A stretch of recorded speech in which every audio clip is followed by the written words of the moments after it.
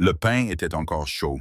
Lottie pouvait le sentir à travers la toile rugueuse de la poche de son tablier. Un petit pain dense, à peine de la taille de son poing, blotti contre sa hanche comme un secret. Elle le protégeait de ses deux mains. Elle marchait vite, ses bottes fendant la boue gelée du couloir des serviteurs.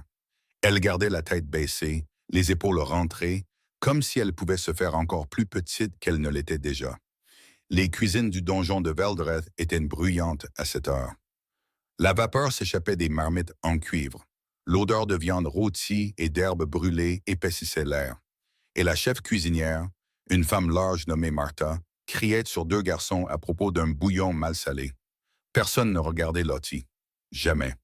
C'était de la fille qui lavait les sols en pierre avant l'aube, celle qui balayait les cendres des grands foyers, celle qui transportait l'eau du puits dans des seaux si lourds que ses épaules avaient cessé de lui faire mal des années auparavant. Invisible, c'est ainsi qu'elle survivait dans un endroit comme celui-ci. Elle se glissa par la porte de côté. Le froid la frappa comme un mur. Dehors, la nuit était vive et sans lune, le ciel d'un gris violacé, taché des premières promesses de neige.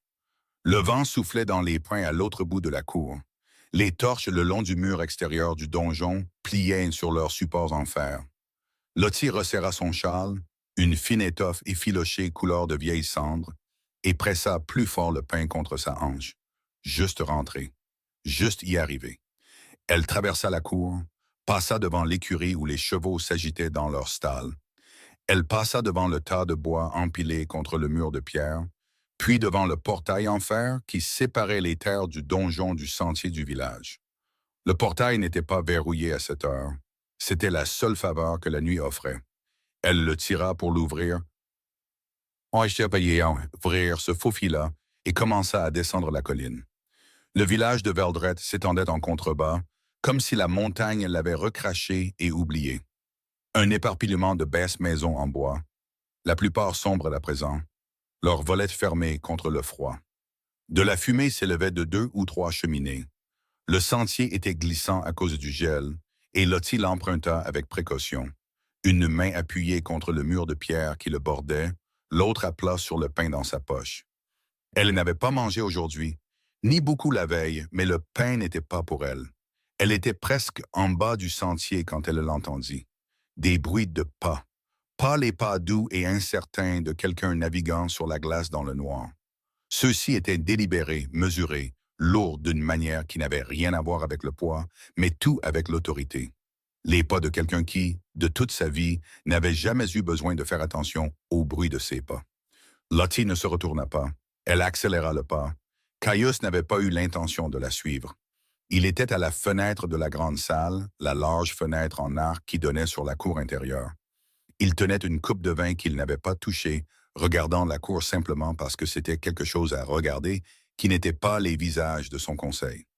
Il venait de passer les 2 dernières heures à débattre des taxes sur le grain, des conflits frontaliers et d'une douzaine d'autres sujets qui finissaient tous par se ressembler. Dehors, c'était plus simple. Dehors, c'était calme. Il l'avait vue sortir par la porte de côté. Il l'avait reconnue de loin, la petite femme mince qui nettoyait l'aile chaque matin avant qu'il ne soit habillé, celle qui se déplaçait le long des murs comme une ombre avec une serpillière. Il l'avait remarquée comme on remarque un meuble familier, présent, banal, faisant partie du décor. Mais ensuite, il l'avait regardée traverser la cour et il avait vu la forme de sa main pressée contre la poche de son tablier. Il savait ce que cette forme signifiait. Il avait grandi dans un donjon. Il savait reconnaître quelqu'un qui transportait quelque chose qu'il ne devrait pas. La légère inclinaison vers l'avant, le bras tenu trop près du corps, cette marche qui s'efforçait de ne pas ressembler à une course. Elle avait pris quelque chose dans ses cuisines. Il posa la coupe, il n'appela pas de garde. Il ne convoqua pas son intendant. Il prit simplement sa cape sur la chaise où il l'avait laissée et sortit de la grande salle, traversa le couloir et sortit lui-même par la porte de côté. Le froid fut immédiat et vivifiant. Il l'inspira, roula une fois les épaules et regarda vers le bas de la cour. Elle était déjà au portail. Il la suivit. Lottie entendit les pas s'arrêter. Elle était maintenant presque à la première rangée de maisons du village. Elle s'autorisa un regard en arrière, un seul, bref et de côté, et ce qu'elle vit lui coupa le souffle. comme si un poing s'était refermé sur ses poumons. L'homme qui se tenait en bas du sentier n'était pas un garde. Il était grand, large d'épaules, vêtu d'une cape de laine sombre qui tombait jusqu'à ses bottes.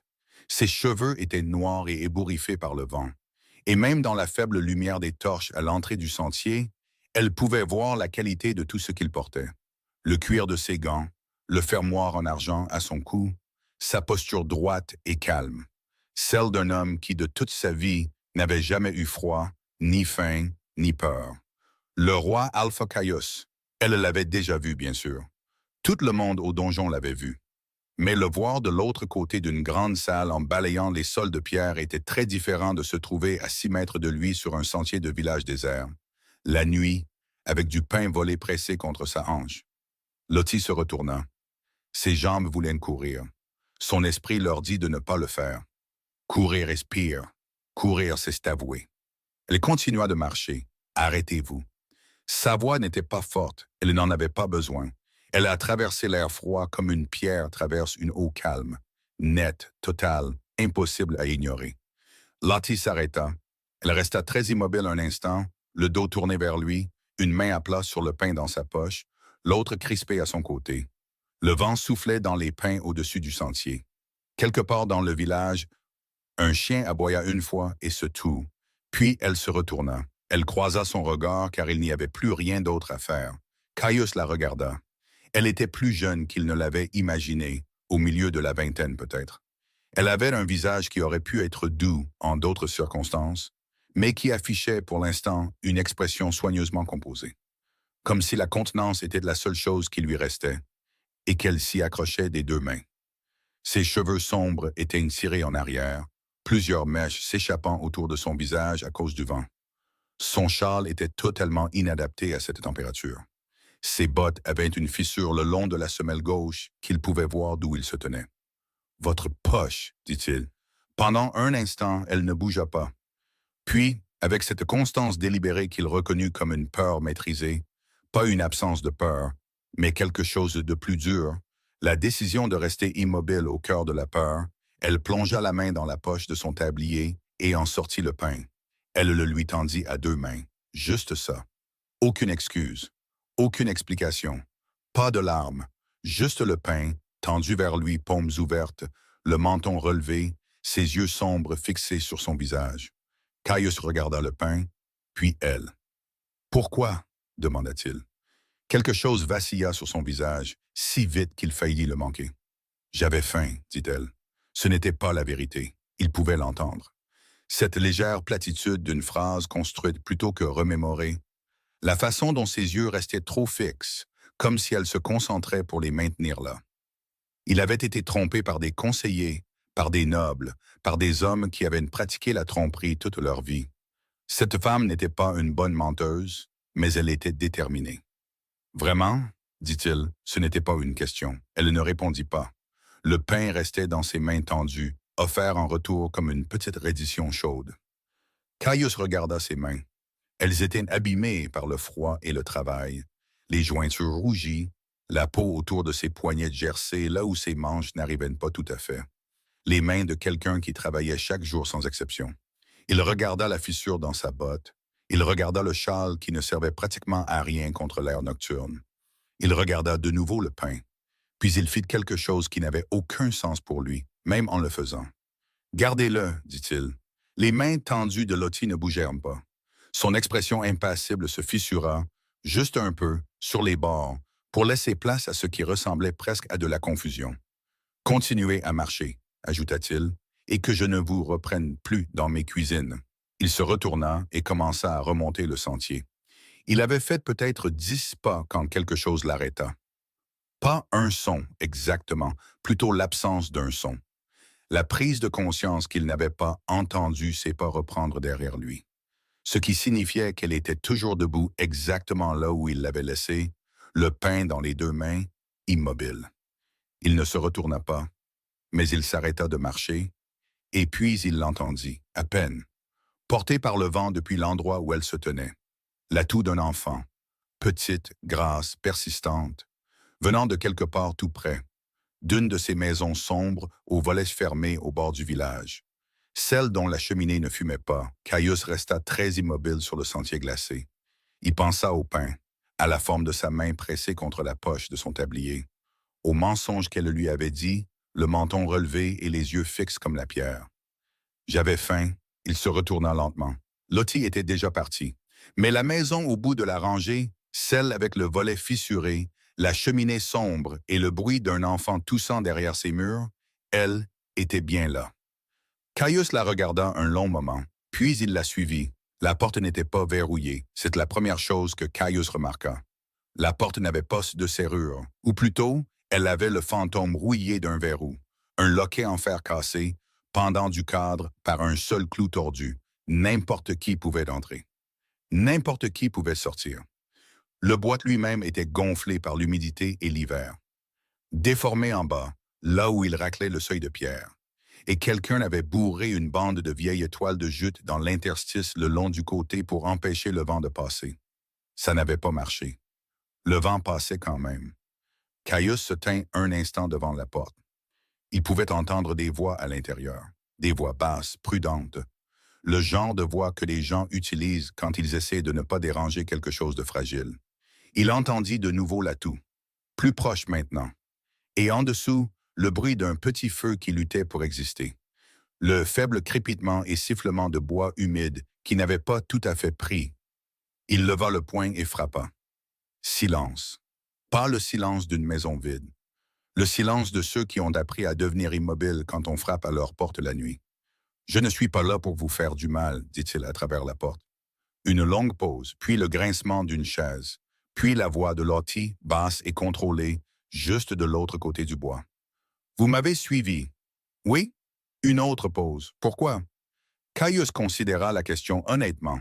« Je ne le sais pas encore, » dit-il. Il l'entendit expirer, un son court et sec qui n'était ni tout à fait un rire, ni tout à fait une malédiction. Puis la porte s'ouvrit. L'intérieur de la maison ne comportait qu'une seule pièce. Il l'examina rapidement, comme il examinait tout. La simple paillasse contre le mur du fond. Le petit foyer en pierre où un feu survivait en effet à peine. 2 ou 3 morceaux de bois humides posés sur une poignée de braises orangées. Une table en bois brut. 2 tabourets. Une étagère avec presque rien dessus. Une coupe en argile. Un petit bouquet d'herbes séchées. Une bougie presque consumée. Et sur la paillasse, enveloppée dans ce qui semblait être chaque morceau de tissu que la maison contenait, une couverture de laine mitée, un vieux manteau d'homme, quelque chose qui aurait pu être un rideau, un enfant, un garçon, peut-être 5 ou 6 ans, avec les yeux sombres de Lottie et une fièvre qui avait coloré ses joues d'un rose profond et anormal. Il était réveillé. Il observait Caius depuis la paillasse avec la méfiance particulière d'un enfant qui a appris que les étrangers à la porte signifient rarement de bonnes choses. Sa petite poitrine se soulevait et s'abaissait avec l'effort de la respiration. Toutes les quelques secondes, la toux revenait. Grasse, rauque, trop grande pour un si petit corps. Caius se tenait dans l'embrasure de la porte et regardait la pièce. Puis il regarda Lottie. Elle se tenait entre lui et l'enfant. Pas de façon dramatique, pas les bras écartés, juste là, son corps placé avec une précision absolue dans l'espace entre la porte et la paillasse. Un mur d'une seule personne. Son menton était de nouveau relevé. De la même manière que sur le sentier, quand elle avait tendu le pain avec des mains fermes. Cette contenance encore.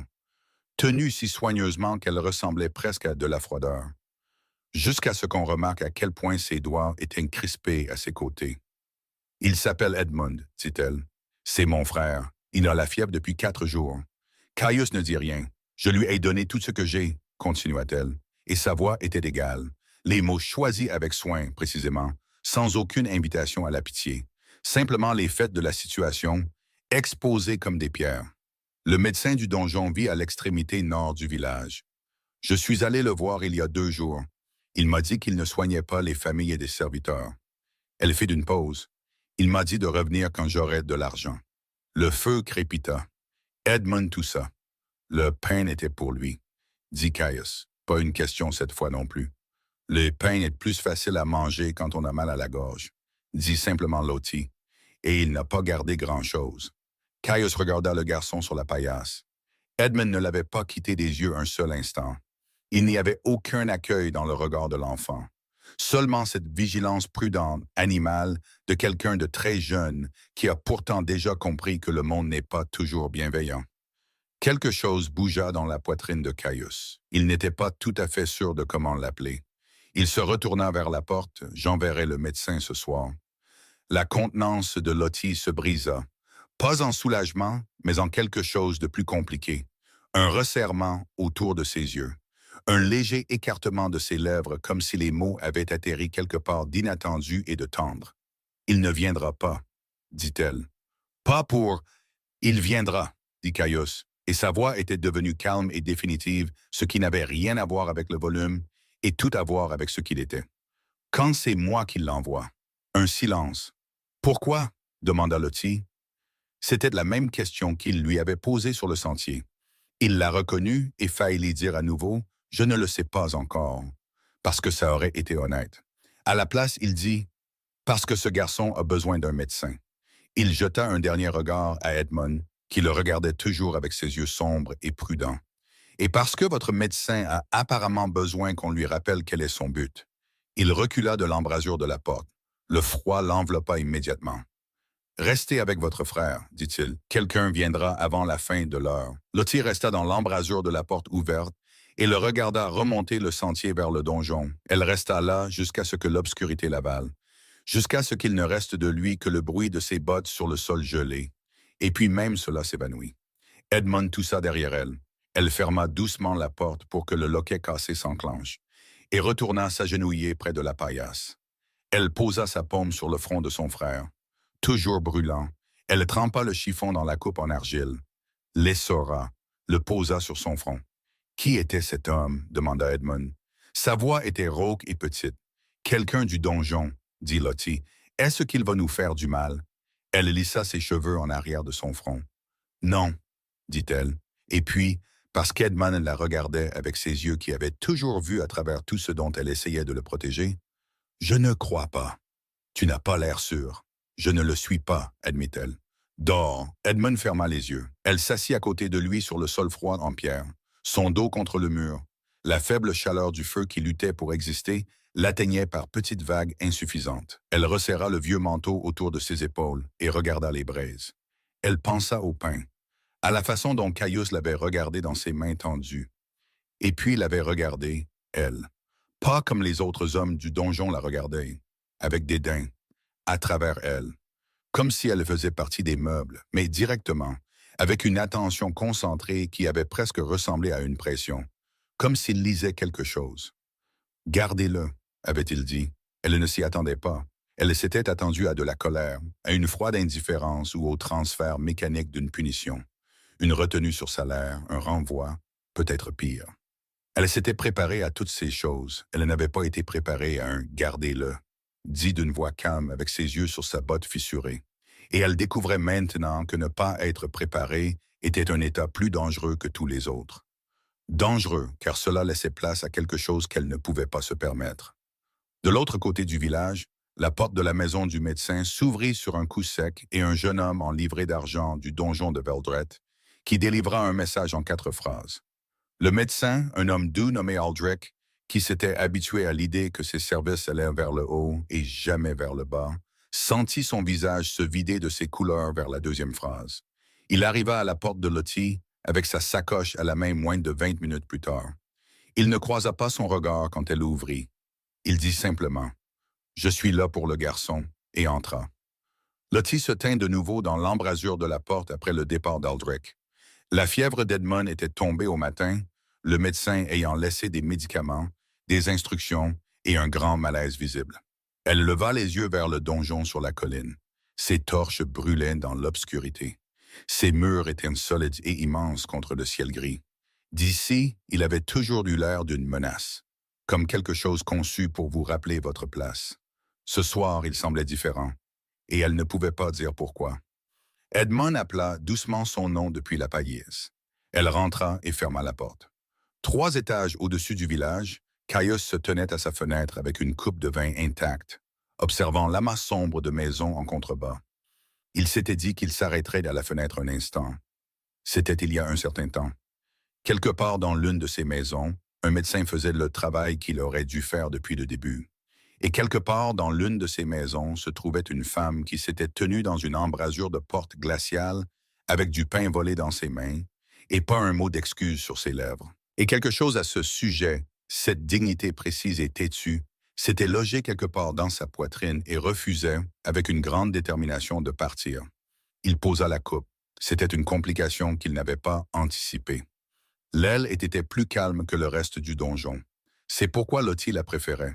La grande salle, les salles du conseil, les couloirs principaux, ces espaces étaient pleins de mouvements, de bruit et de ce type particulier d'attention que les gens puissants accordent aux choses qu'ils considèrent comme inférieures, ce qui était en soi une forme d'épuisement.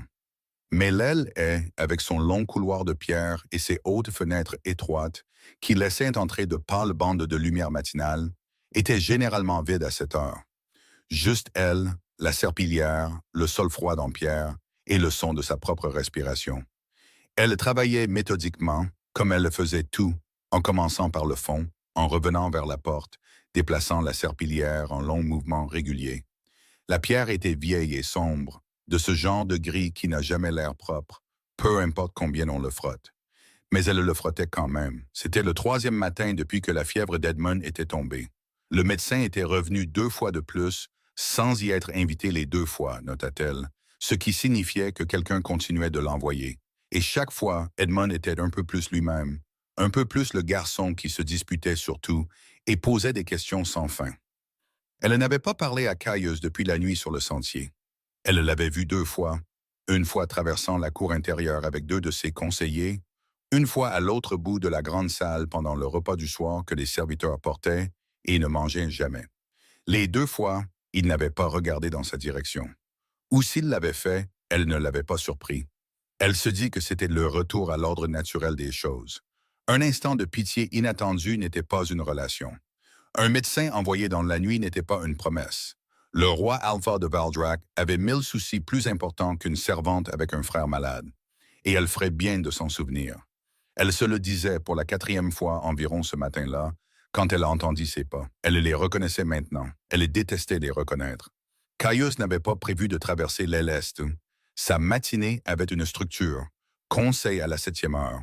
Puis inspection de la porte nord où une section du mur devait être évaluée. Puis une lettre à dicter à la meute d'Ironfeld concernant le territoire de pâturage contesté. Il connaissait la structure de ces matinées avec une grande précision, car la précision était ce qui maintenait tout en état de marche. Un donjon de cet état, un territoire aussi vaste, une autorité maintenue non par la cruauté, mais par la constance. Tout cela exigeait un homme qui savait exactement où il devait être et quand. L'aile ne faisait pas partie de la structure de sa matinée. Et pourtant, il était là, marchant dans son long couloir à l'heure où il savait qu'il était nettoyé, les mains jointes dans le dos, ses pas ralentissant à l'approche du bruit de la serpillière sur la pierre. Il tourna au coin et elle était là, le dos tourné, en train de travailler.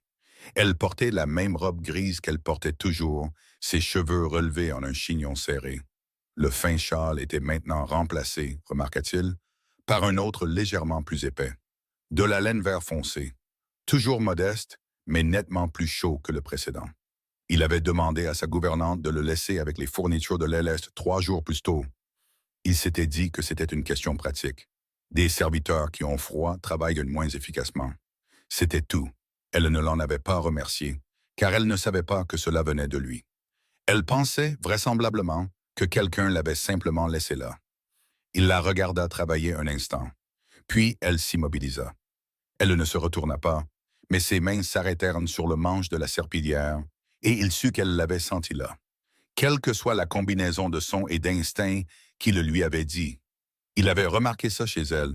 Elle était toujours consciente d'une pièce sans en avoir l'air, une compétence acquise au fil des années, à force d'être quelqu'un qui devait savoir où se trouvait le danger avant qu'il ne l'atteigne. Le garçon, dit-il. Edmund, il se remet. Une brève pause. Oui. Elle se tourna alors, juste assez pour le regarder par-dessus son épaule. Le médecin dit qu'une autre semaine de repos et les médicaments, et il devrait aller bien. Bien. Elle se retourna vers le sol. Caius se tenait dans le couloir. Il était conscient qu'il se tenait dans le couloir de l'aile et à regarder une servante laver un sol. et que ce n'était pas une chose que le roi Alpha de Valdrak était censé faire de sa matinée. Et pourtant, ses pieds n'avaient aucune envie particulière de bouger. « Vous auriez dû venir me voir, dit-il. » Ses mains s'arrêtèrent de nouveau. « Quand le médecin vous a refusé, continua-t-il, vous auriez dû venir au donjon. Il y a des procédures pour... » « Des procédures, répéta-t-elle. Et il y avait dans ce mot quelque chose de si sec, de si plat et de si précis que cela l'arrêta au milieu de sa phrase. Elle se retourna complètement maintenant, le regardant avec ses yeux impassibles. « Monseigneur, je travaille dans ce donjon depuis 6 ans. Je sais ce que sont les procédures. » Elle fit une pause. « Les procédures sont pour les gens qui existent dans ce donjon, pas pour les gens qui nettoient ses sols. » Caius la regarda. « Vous existez dans ce donjon, dit-il. Je fonctionne dans ce donjon, corrigea-t-elle doucement. Ce n'est pas la même chose. » Les mots tombèrent avec une simplicité qui les rendait plus difficiles à rejeter que n'importe quelle accusation. Elle n'était pas en colère. Elle ne jouait pas un rôle. Elle énonçait simplement une vérité qu'elle avait clairement vécue assez longtemps pour qu'elle ne la surprenne plus. Caius constata qu'il n'avait rien à répondre immédiatement à cela. Du fond du couloir, à moitié caché dans l'ombre de la cage d'escalier, un homme observait l'échange avec des yeux étroits. Son nom était Dorian.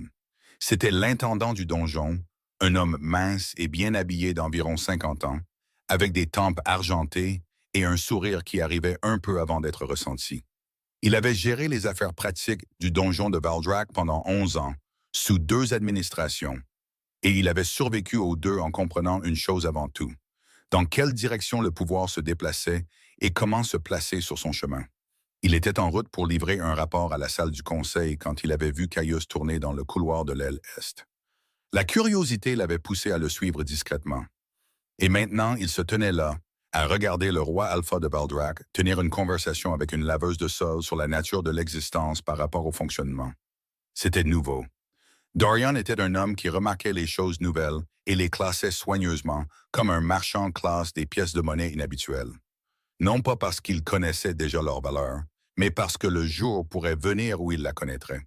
Il observa la façon dont Caius se tenait quand il lui parlait. Pas la posture d'un seigneur s'adressant à une servante. Quelque chose de plus égal que cela, de plus attentif. Il observa la façon dont la fille se tenait. Le dos droit, sans peur. Rien dans sa manière qui invitait à la conversation, mais rien qui la rejetait non plus. Il observa encore un instant, puis il recula dans la cage d'escalier et monta à la salle du conseil par un autre chemin. Son expression agréable et indéchiffrable. Son esprit se mouvant avec l'efficacité silencieuse et particulière de quelqu'un qui pense déjà avec 3 coupes d'avance. Ce soir-là, Lottie fut appelée au bureau de la gouvernante. Maîtresse Vera était une femme robuste aux cheveux gris acier et aux manières si efficaces qu'elle frôlait le mécanique. Elle dirigeait le personnel domestique du donjon de Valdrak depuis plus longtemps que Lottie n'était en vie.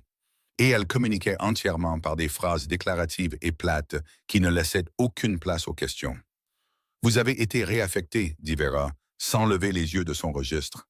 À compter de demain matin, vous prendrez en charge les tâches du couloir supérieur, 4e étage, aile ouest. » Lottie resta très immobile. « Le couloir supérieur, répéta-t-elle. Le niveau résidentiel, le couloir privé du seigneur Caius inclus. » Vera fit une marque dans le registre. « La file qui avait cette affectation a été déplacée à la buanderie.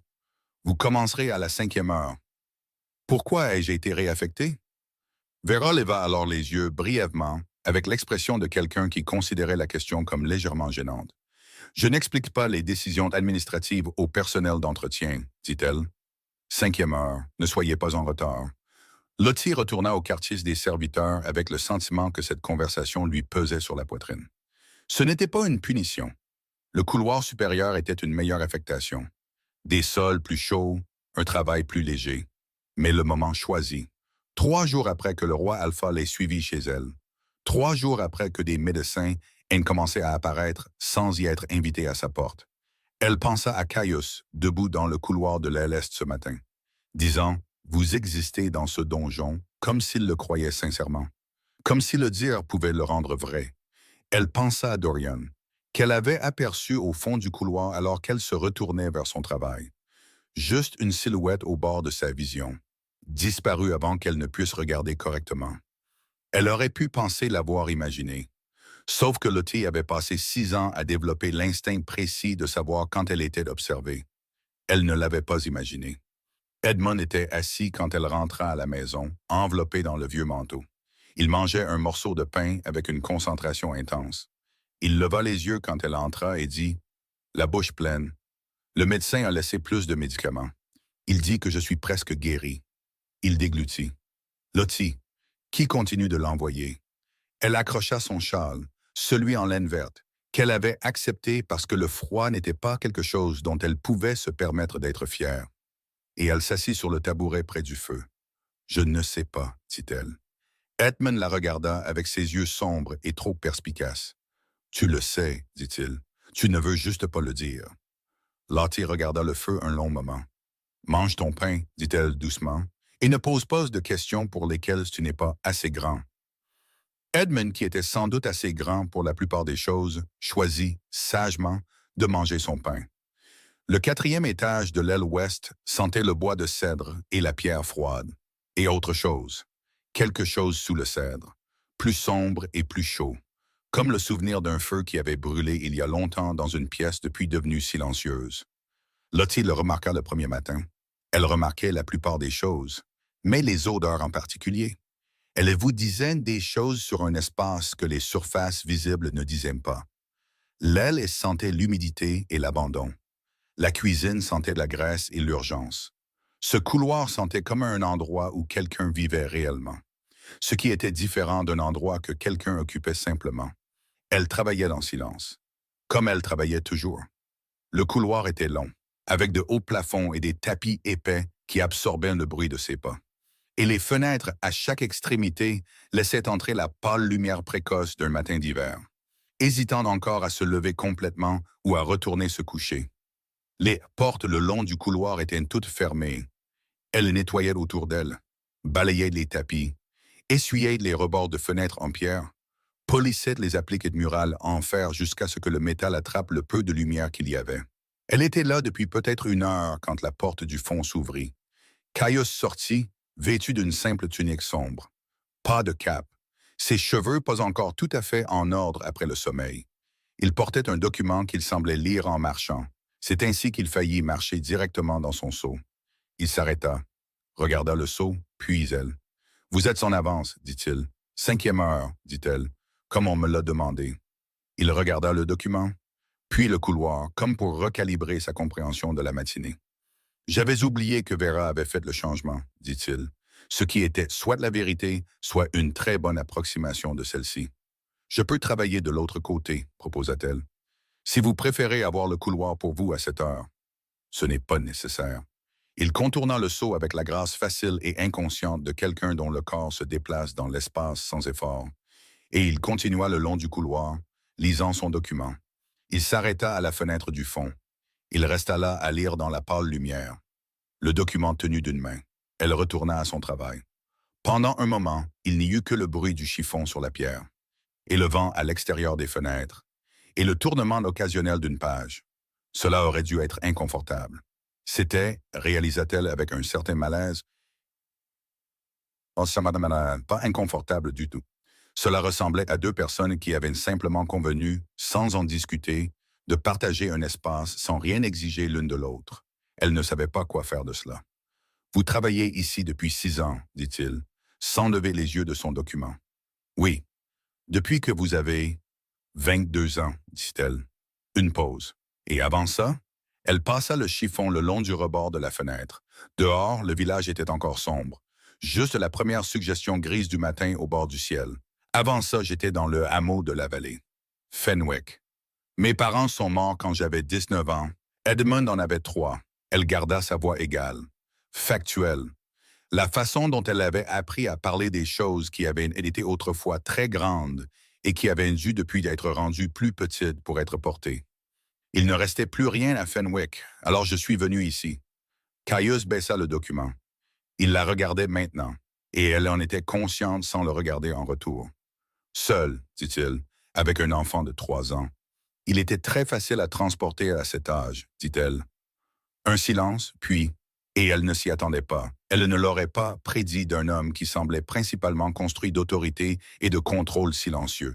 Il émit un son qui était presque un rire, bref, grave, comme quelque chose qui s'était échappé avant qu'il ne décide de le laisser sortir. Elle le regarda. Il regardait de nouveau le document. Mais le coin de sa bouche avait légèrement bougé. Quelque chose dans sa poitrine fit une chose à laquelle elle ordonna immédiatement d'arrêter. Elle se dit, en rentrant chez elle ce soir-là dans le froid, que cela ne signifiait rien. Les hommes de pouvoir étaient parfois humains. Ce n'était pas une information nouvelle. Caius lui avait montré une considération inattendue. Et elle s'était, un instant, laissée réchauffer par cela. Ce qui était la réponse naturelle d'une personne qui avait eu froid pendant longtemps. C'était tout ce que c'était. Elle avait chaud près d'un feu, froid loin de lui. Le feu ne lui appartenait pas. Edmund était à table quand elle arriva, un morceau de charbon de bois à la main. Il dessinait quelque chose sur un morceau de bois plat qu'il avait trouvé quelque part. Il leva les yeux. Sa couleur était presque normale maintenant. Les roses de la fièvre remplacées par le rose ordinaire du froid d'un enfant qui avait passé une partie de l'après-midi près d'une fenêtre ouverte. « Tu es en retard, dit-il. J'avais des tâches supplémentaires. » Elle accrocha son châle et vint regarder ce qu'il dessinait. C'était une esquisse grossière du donjon, étonnamment détaillée pour un enfant. Les tours, le mur extérieur, les portes. « Quand as-tu appris à faire ça? »« Je le dessine tous les jours pendant que tu es parti, dit-il. Je peux le voir de la fenêtre. » Il fit une pause. « Lottie, est-ce que le roi Alpha est celui qui envoie le médecin? » Elle s'assit en face de lui. « Qu'est-ce qui te fait dire ça? »« Parce que le médecin l'appelle « Monseigneur » quand il se parle à lui-même, dit Edmund, avec le calme absolu d'un enfant rapportant des faits observables. Il pense que je dors, il marmonne. Il a dit « Les instructions de Monseigneur sont claires. » 3 fois hier. Lottie regarda son frère un long moment. « Oui, dit-elle, je pense que oui. » Edmund regarda son dessin. « Pourquoi? »« Je ne sais pas. Penses-tu que c'est une bonne personne? » Elle resta silencieuse un moment. Le feu, mieux approvisionné ces derniers temps depuis qu'elle avait pu acheter un petit fagot de bois sec avec son salaire, brûlait régulièrement dans l'âtre. « Je pense, dit-elle prudemment, que c'est une personne plus compliquée que ce à quoi je m'attendais. » Edmund sembla trouver cela satisfaisant. Il retourna à son dessin. Dorian se déplaçait dans le donjon avec son efficacité habituelle et sans hâte. C'était la manière d'un homme qui avait appris que la précipitation était une chose visible et que la visibilité était une vulnérabilité. Il avait passé les derniers jours à recueillir des informations comme il le faisait toujours. Non pas en posant des questions, ce qui attirait l'attention, mais en étant présent aux bons endroits et en écoutant le bruit ambiant d'un donjon qui contenait 300 personnes et ne pouvait garder aucun secret longtemps. Ce qu'il avait recueilli était ceci. Le roi Alpha, qui en 11 ans de service de Dorian n'avait montré précisément aucun intérêt personnel pour aucun membre du personnel domestique, avait suivi une servante chez elle dans le noir, envoyé un médecin à son frère mourant, l'avait réaffecté au couloir du niveau résidentiel et avait été vu debout à une fenêtre avec elle pendant une longue période ce matin-là, ayant ce que plusieurs serviteurs qui passaient dans le couloir décrivaient comme une conversation. Une conversation, pas une instruction. Pas une réprimande. Une conversation avec une servante qui balayait les sols. Dorian considéra cela dans l'intimité de son bureau, les doigts joints, son expression agréablement neutre. Il n'était pas alarmé. Pas encore. L'alarme était prématurée. Ce qu'il ressentait était l'attention prudente d'un homme qui avait bâti une grande influence sur la compréhension que Caius était prévisible. Mu par le devoir, par la loi de la meute, par la logique ininterrompue de ce qui était attendu d'un roi alpha. Des alliances étaient construites sur cette prévisibilité. Des arrangements avaient été faits.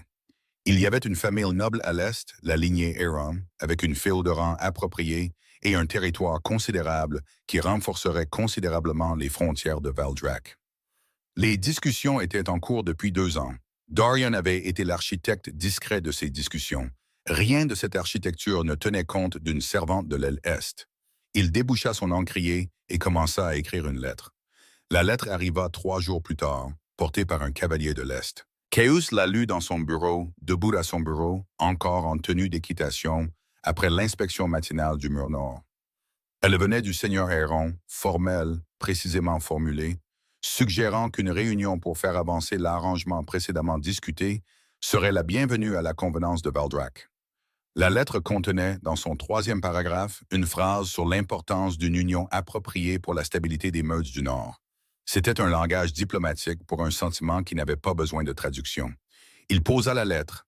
Il pensa sans qu'aucune logique particulière ne relie les deux choses au couloir de l'aile ce matin-là. À la façon dont Lottie avait dit, il était très facile à transporter à cet âge. Avec une telle sécheresse absolue que l'humour de la chose était arrivé 3 secondes après les mots, et il s'était retrouvé à faire quelque chose dans un couloir qu'il ne se souvenait pas avoir fait récemment. Il pensa à la lettre de Aaron. Il pensa à Dorian, qui avait personnellement placé la lettre sur son bureau avec un petit sourire satisfait et les mots. Excellent timing sur tous les fronts, monseigneur. Caius reprit la lettre, la relut une fois de plus, la posa face contre table sur le bureau. Il se dirigea vers la fenêtre, celle qui regardait vers l'est, vers le village, vers l'éparpillement de basses maisons en bois au bas de la colline. Il resta là longtemps. Lottie était presque au portail du donjon le lendemain quand elle entendit son nom. Pas prononcé par Caius, mais par une femme qu'elle ne reconnaissait pas. Grande, blonde, vêtue de vêtements de voyage en laine bordeaux foncé, debout près d'une voiture arrivée dans la cour extérieure quelque temps dans la nuit. La femme avait peut-être 35 ans, élégante et aux traits fins, avec le port particulier de quelqu'un qui a grandi en étant regardé. Derrière elle, 2 serviteurs. Et debout près des portes principales du donjon, observant la cour avec son expression agréable habituelle, Dorian. « Vous êtes la servante » dit la femme, regardant Lottie avec des yeux calmes et évaluateurs. « Celle de l'aile est. » Une pause. « Et maintenant de l'aile ouest, si j'ai bien compris. » Lottie la regarda fixement. « Je travaille au donjon, oui. » La femme sourit. C'était un sourire précis, pratiqué, du genre qui transmet de la chaleur sans en contenir. « Mon nom est Lady Séraphine Aaron, dit-elle. Je suis venue rendre visite au seigneur Caius. » Une autre pause, plus courte cette fois, parfaitement calculée. « Nous avons beaucoup de choses à nous dire. » Elle passa devant Lottie et entra dans le donjon. Dorian croisa le regard de Lottie alors qu'il la suivait. Son expression était toujours agréable, toujours indéchiffrable, juste pour un seul instant attentive. Lottie resta dans la cour froide, le vent soufflant dans son châle de laine verte, et comprit avec une clarté totale que la forme des choses venait de changer d'une manière à laquelle elle n'était pas préparée. Elle ramassa son seau et alla travailler. Lady Séraphine Aaron se déplaçait dans le donjon de Valdrac comme si elle en était déjà propriétaire. Lottie l'observait depuis les bords, depuis le couloir, depuis l'embrasure de la porte, depuis l'invisibilité particulière que 6 ans de travail domestique avaient perfectionnée en un an. Séraphine marchait le menton à un angle qui suggérait que chaque pièce dans laquelle elle entrait avait été arrangée pour son bénéfice. Elle parlait au personnel sur un ton agréable et sec, celui de quelqu'un qui avait appris à s'adresser aux serviteurs par courtoisie plutôt que par nécessité. Elle riait au bon moment pendant les repas. Elle portait des vêtements différents pour le matin et le soir, chaque ensemble impeccable, chaque couleur choisie avec l'instinct de quelqu'un qui comprenait que l'apparence était un argument en soi. Elle était, à tous les égards visibles, exactement ce à quoi la consort d'un roi alpha était censée ressembler. Dorian l'accompagnait à presque chaque moment public, ce qui disait à Lottie tout ce qu'elle avait besoin de savoir sur l'origine de cette visite. Caius était civil, attentif de la manière que le devoir exigeait. Il s'asseyait en face de Séraphine au repas du soir, répondait à ses questions et écoutait ses observations sur les territoires du Nord avec la patience concentrée d'un homme faisant le travail pour lequel il était né. Lottie, portant une carafe d'eau le long de la grande salle, observa son visage lors d'un de ces échanges. Pas le visage qu'il montrait à Séraphine, qui était courtois et composé, mais le visage de la demi-seconde avant qu'il ne l'arrange, quand il pensait que personne ne regardait. C'était le visage d'un homme faisant quelque chose qui semblait correct et creux à la fois. Elle détourna le regard avant qu'il ne puisse la surprendre en train de l'observer. Le 3e jour de la visite de Séraphine, Edmund vint au donjon. Cela n'était pas censé arriver. Lottie lui avait dit, avec une grande clarté, que le donjon était son lieu de travail et non un endroit où les petits garçons pouvaient errer. Et Edmund avait acquiescé avec l'expression coopérative qu'il utilisait quand il avait déjà décidé de faire le contraire. Elle le trouva dans la cour extérieure, près des écuries, regardant les tours du donjon, avec la même attention concentrée qu'il accordait à ses dessins au fusain. Il avait son morceau de bois avec lui, sous le bras, et quand elle le trouva et le prit fermement par l'épaule, il la regarda sans culpabilité. « Je voulais le voir correctement, dit-il. Tu m'as parti ici, tu l'as vu. Maintenant, viens. »« Il est derrière toi, dit Edmund. » Elle se retourna. Caius traversait la cour depuis la direction des écuries, revenant clairement d'une promenade matinale à cheval, sa cape sombre, poussiéreuse de la route. Il s'arrêta quand il les vit. Ses yeux passèrent de Lottie à Edmund, et quelque chose dans son expression changea. Pas de façon spectaculaire, juste un petit adoucissement, comme le gel qui commence à envisager le printemps. Edmund le regarda avec l'intrépidité totale d'un enfant qui a décidé par instinct qu'une personne est sûre. « Vous êtes le roi Alpha, dit-il. « Je le suis, dit Caius. Vous avez envoyé le médecin. » Une brève pause. Caius jeta un coup d'œil à Lottie, qui était en train d'avoir une conversation avec elle-même sur la profondeur de son regret pour chaque décision qui avait mené à ce moment. « Oui, dit-il. » Edmund considéra cela avec un grand sérieux, puis il tendit le morceau de bois. « J'ai dessiné votre donjon, dit-il.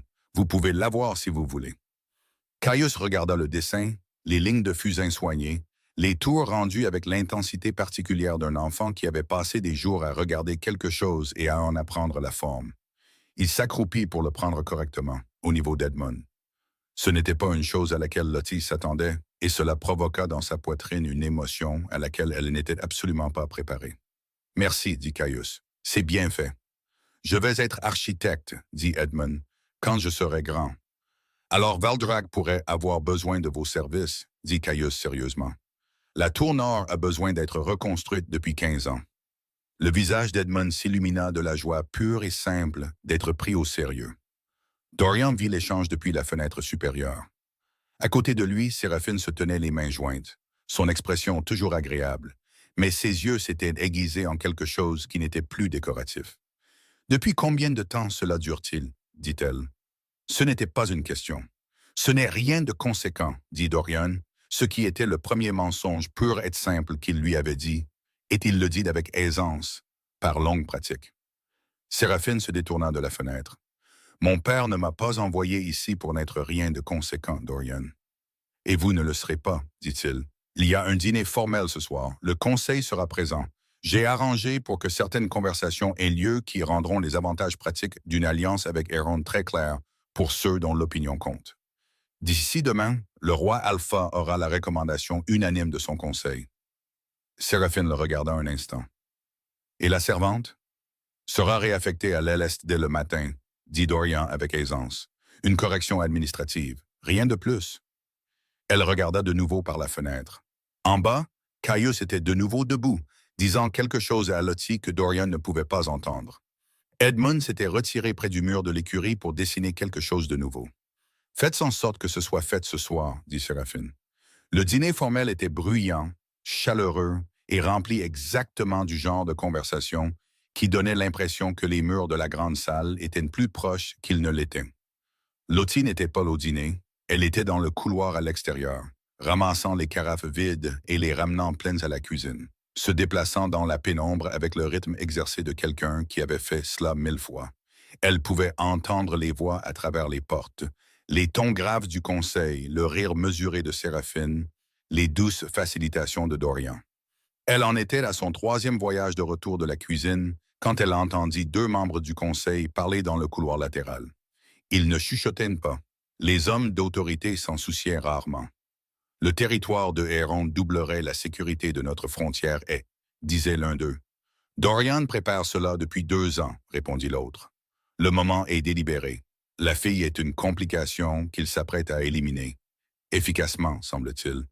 Elle aura quitté le niveau résidentiel d'ici demain matin. » Une pause, le bruit de bottes sur la pierre s'éloignant. Lottie resta très immobile dans le couloir avec une carafe d'eau dans chaque main. La fille est une complication qu'il s'apprête à éliminer. Elle le savait. Elle l'avait su au moment où Séraphine avait traversé la cour avec ce sourire précis et cette pose parfaitement synchronisée.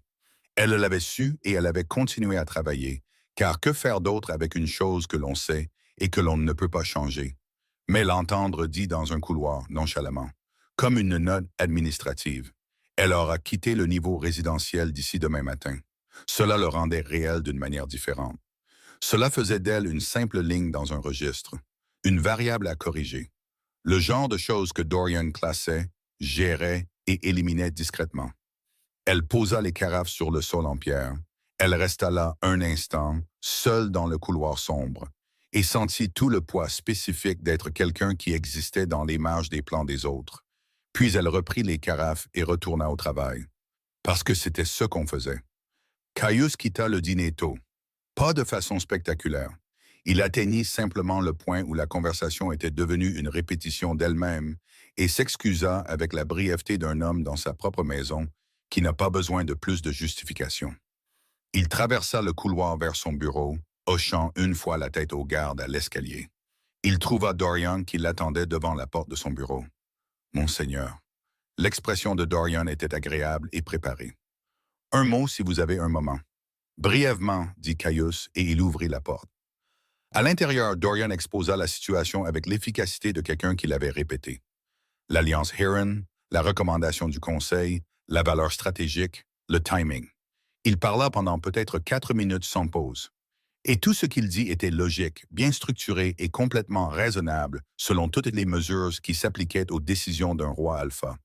Puis il dit, il y a aussi la question de la réaffectation domestique, la servante Lottie, actuellement au niveau résidentiel.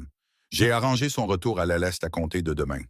Étant donné les circonstances actuelles, sa présence au 4e étage est une... Pourquoi? Dit Caius. Dorian fit une pause. Monseigneur, pourquoi est-ce inutile? Une brève recalibration derrière les yeux agréables de Dorian. La bienséance, dit-il avec aisance. Avec Lady Seraphine en résidence et les discussions à ce stade, il est simplement plus net de « Vous avez géré cela », dit Caius. Pas fort. Doucement. Ce qui était pire. La correspondance Heron, le moment de la visite, la réaffectation. J'ai facilité ce qui est dans le meilleur intérêt de Valdrak, dit Dorian, comme je l'ai toujours fait. Vous avez construit un résultat, dit Caius, et éliminé tout ce qui ne cadrait pas. Il regarda Dorian un long moment. Et Dorian, qui avait survécu à 2 administrations et s'était déplacé dans le pouvoir comme l'eau à travers la pierre, ressentit quelque chose qu'il n'avait pas ressenti depuis très longtemps. Il ressentit le malaise spécifique d'être véritablement vu. Le médecin, dit Caius. L'avez-vous retardé? La première fois qu'elle est allée le voir? Un silence qui dura exactement un battement de trop. Aldrich prend ses propres décisions concernant son emploi du temps, dit Dorian prudemment. Aldrich fait ce qu'on lui dit Caius, par celui qui le lui dit de la manière la plus convaincante. Il soutint le regard de Dorian. Vous saviez qu'elle était allée le voir, vous saviez qu'il l'avait refusé, et vous n'avez rien dit. La situation domestique d'une servante n'est pas... Elle a failli perdre son frère, dit Caius. Le calme dans sa voix était devenu très immobile maintenant. L'immobilité de l'eau profonde plutôt que peu profonde. Pendant que vous calculiez des échéanciers et gériez des résultats, un enfant a failli mourir parce que vous avez décidé que le problème d'une servante ne valait pas la peine d'interrompre vos arrangements. Dorian se tint très droit. J'ai servi ce donjon fidèlement pendant 11 ans. Vous avez servi votre influence fidèlement pendant 11 ans, dit Caius. Ce n'est pas la même chose. Il se dirigea vers son bureau, prit la lettre de Heron, la tint un moment, la reposa. Le dîner de ce soir, vous avez arrangé la recommandation du conseil. Le conseil a fait sa propre. Dorian, une pause. Oui, dit finalement Dorian, je l'ai facilité. Vous êtes relevé de votre poste d'intendant, dit Caius. À compter de ce soir, vous recevrez une provision appropriée pour vos années de service et vous quitterez Valdrak demain matin. Il le regarda une dernière fois. C'est plus que ce que vous avez arrangé pour une femme avec un enfant malade et une botte fissurée. Dorian ouvrit la bouche, la referma. Quelque chose traversa son visage. Pas tout à fait du remords, pas tout à fait de la colère. Quelque chose de plus compliqué et de moins résolu. Il inclina la tête une seule fois, précisément. Puis il sortit du bureau et ferma la porte derrière lui sans un bruit. Lottie était dans le couloir à l'extérieur de la grande salle, empilant les dernières carafes vides quand elle entendit son nom. Elle se retourna. Caius se tenait au bout du couloir. Il venait clairement de quelque part directement.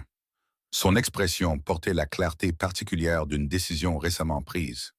Il marcha vers elle, et elle resta immobile et attendit, car elle avait appris que l'attente était la réponse la plus honnête aux choses qu'elle ne comprenait pas encore. Il s'arrêta à quelques pas d'elle, la regarda.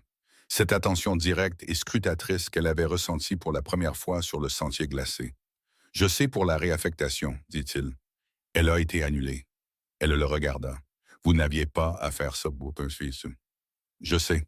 Lady Seraphine est un arrangement politique sur lequel on ne m'a jamais consulté, dit-il, que Dorian a construit et a supposé que j'accepterais. Il fit une pause. Je ne l'accepterai pas. Lottie resta très immobile. Monseigneur, dit-elle prudemment, je suis une servante. Vous êtes la personne qui a descendu une colline glacée avec une botte cassée pour apporter du pain chaud à un enfant malade, dit-il, et qui s'est tenu dans une embrasure de porte gelée et me l'a tendu sans un mot d'excuse. Il la regarda fixement. Ce n'est pas rien. Ce n'est pas rien pour moi depuis des semaines. Elle sentit quelque chose céder dans sa poitrine. Pas bruyamment, pas de façon spectaculaire, juste le léger changement structurel d'un mur qui était debout depuis très longtemps et qui décidait finalement qu'il n'avait plus besoin de l'être. « Edmund veut reconstruire votre tour nord, dit-elle. Le coin de sa bouche bougea. « Je sais, j'étudie la proposition. » Elle le regarda. Il la regarda. Le couloir était froid et silencieux, et éclairé par deux appliques murales qui rendaient tout ambré. Et 6 ans de petitesse invisible, prudente et nécessaire reposaient dans la poitrine de Lottie, et attendait de voir ce qu'elle ferait de ce qui lui était offert. Elle prit une profonde inspiration. Le pain était pour lui, dit-elle. Mais j'avais faim, moi aussi. C'était de la vérité cette fois. Il l'entendit de la même manière qu'elle avait entendu la sienne. Nette et entière, le son de quelque chose enfin dit correctement. « Je sais, dit-il doucement, tu n'as pas à avoir faim ici. » Épilogue, le printemps arriva à Valdra comme il le faisait toujours, sans annonce, sans cérémonie. Juste l'insistance lente de la chaleur revenant à la pierre qui avait été froide pendant des mois. La tour nord était toujours debout, pour la plupart. Bien qu'Edmund ait produit 17 dessins détaillés de ce qu'elle pourrait devenir, et avait pris l'habitude de les livrer au bureau de Caius avec la confiance d'un garçon à qui on avait dit une fois que ses idées valaient la peine d'être considérées et qui avait décidé de prendre cela à sa valeur la plus absolue. Caius examinait chacun avec une attention sincère, ce qu'Edmund trouvait tout à fait approprié et que Lottie trouvait discrètement extraordinaire. Dorian quitta Veldred par un matin gris de février, ses années de provisions emballées dans une modeste voiture. Il ne regarda pas en arrière le donjon en partant. Que ce soit par fierté ou par regret, personne ne pouvait le dire. Il s'installa finalement dans une ville à 2 territoires à l'est où il gérait les comptes d'un marchand et était, de l'avis de tous, scrupuleusement honnête, comme le deviennent parfois les hommes, lorsque la monnaie dans laquelle ils commerçaient autrefois leur a été retirée.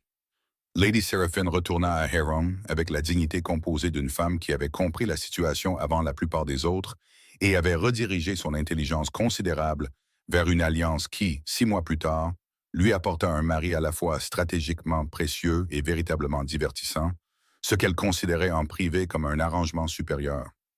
Aldrich, le médecin, continua sa pratique dans le village. Il n'eut pas besoin qu'on lui dise 2 fois de soigner quiconque se présentait à sa porte.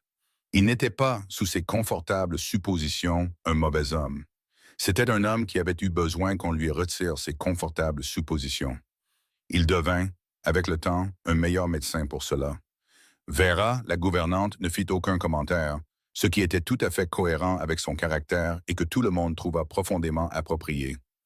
Edmund se rétablit complètement. Il grandit, comme le font les enfants, plus vite que quiconque n'y était préparé. Il devint, avec le temps, exactement ce qu'il avait annoncé qu'il deviendrait. Un bâtisseur, un concepteur, un jeune homme aux mains tachées de fusain et aux opinions très arrêtées sur les arcs-boutants. La tour nord fut finalement sienne de la manière dont les projets appartiennent aux personnes qui les aiment le plus. Et Lottie. Lottie qui avait descendu une colline glacée avec du pain volé, l'avait tendu avec des mains fermes, avait menti le menton relevé et avait passé 6 ans à être invisible dans un endroit qui ne la méritait pas. Lottie resta. Pas comme une servante, bien qu'elle ait gardé le châle de laine verte pendant des années parce qu'elle était pratique et qu'il était chaud. Pas comme une complication à réaffecter, pas comme une ligne dans un registre. Elle resta elle-même. Ce qu'elle avait protégé pendant toutes les années froides avec une détermination si féroce et silencieuse. Le moi qui faisait de mauvaises blagues au mauvais moment, qui transportait des enfants à travers des vallées avec rien, qui se tenait dans les embrasures de portes sans s'excuser, qui pouvait avoir faim et quand même donner le pain.